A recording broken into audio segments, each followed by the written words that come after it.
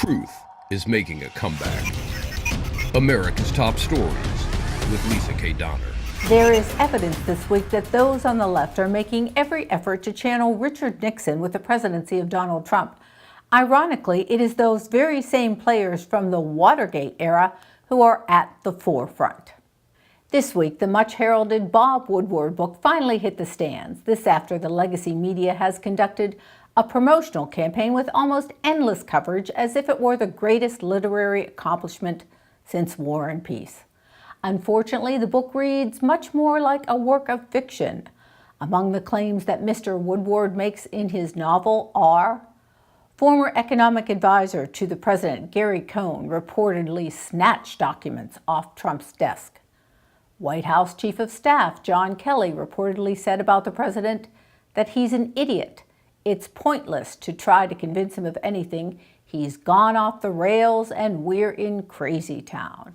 But Kelly quickly responded with, quote, "The contemptuous words about the president attributed to me in Woodward's book were never uttered by me or in my presence," unquote. Then there's the incendiary quote from Woodward, quote, "Trump's lawyer told him, 'Don't testify. It's either that or an orange jumpsuit.' Then he resigned." As is his wont, the president hit back at the claims in the book and has kept up his attack on Bob Woodward. You mean on the book? Yes, the book. Yes. The book means nothing. It's a work of fiction. Already General Mattis has come out very, very strongly.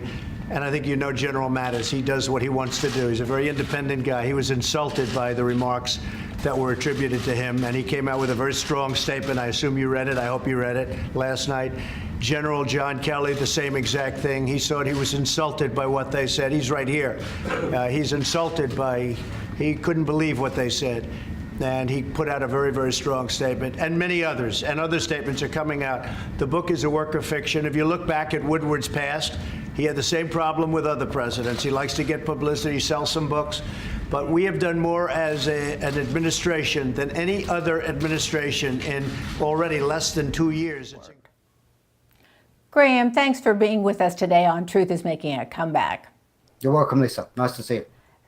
So it does seem like the leftist media is kind of going crazy over the Bob Woodward book. I mean, you would think they're getting a cut on the proceeds. So my question to you is, do you really think this is going to do any damage to the president? No, I really don't think so, Lisa. I think we've basically already seen that it hasn't done him any damage. I mean, Woodward has been furiously doing the news talk show circuit, and you know, it's another one of those books. We've seen several of them now that they've come out and they've been hyped up by the legacy media, the establishment media, and it's always going to be, this is going to be the book that's going to reveal all the dirty secrets of the Trump White House and is going to bring down the president. And of course, you know, people are just, you know, shrugging them off. And I think the Woodward book is going to go the same way as that. Right. So I'm thinking back now. Obama had a few books that were coming out against him. But are we looking at perhaps a record here?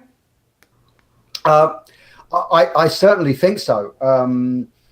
I believe that actually by the time Trump has finished his time at the White House, which of course will be 6 years from now, almost certainly, when he opens his presidential library, he's going to be able to stock it with all of the books that were written about his presidency. That's perfect.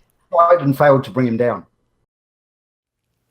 You know, he could maybe start his own presidential library with all the books that were against him, but it's interesting because person after person after person seems, you know, from Kelly to Mattis to whoever, they seem sort of stunned that some of these comments were attributed to them. Yeah, and I'm sure they are. I mean, you know, one could speculate that, you know, are there a couple of people in the White House, maybe amongst the Trump staff, who are less than happy with what's going on? But I couldn't, for the life of me, imagine why that necessarily would be. I know Trump, you know, personality-wise, he might be the kind of guy that maybe possibly could rub certain people the wrong way. So are there maybe personality conflicts in the White House? Quite possibly. I'm sure there were in the Obama White House as well, because he had a lot of strong-willed characters around him. But yeah, it doesn't surprise me. I think probably a lot of the people who have had quotes attributed to them are probably horrified. Right, but if we look at it, between the anonymous op-ed from the New York Times and the Woodward book, Trump's getting hammered. And I wrote a piece on Sunday that actually took me a long time to put together, because there are so many people out there that are talking about this fact, that this is an apocalyptic time for Trump, that the end is near. Do you really believe that to be the case?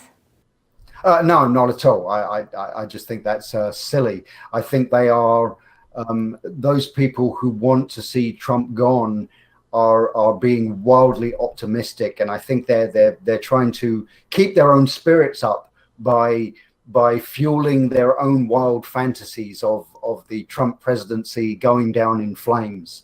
I don't see it happening. Yeah, so maybe it's wishful thinking. Listen, Graham, we want to thank you very much for joining us. We know that you and your wife are in the path of the hurricane. We pray you guys will stay safe, and thanks so much for joining us. That's Graham J. Noble, Chief Political Correspondent for Liberty Nation. Truth is making a comeback. Visit us at libertynation.com.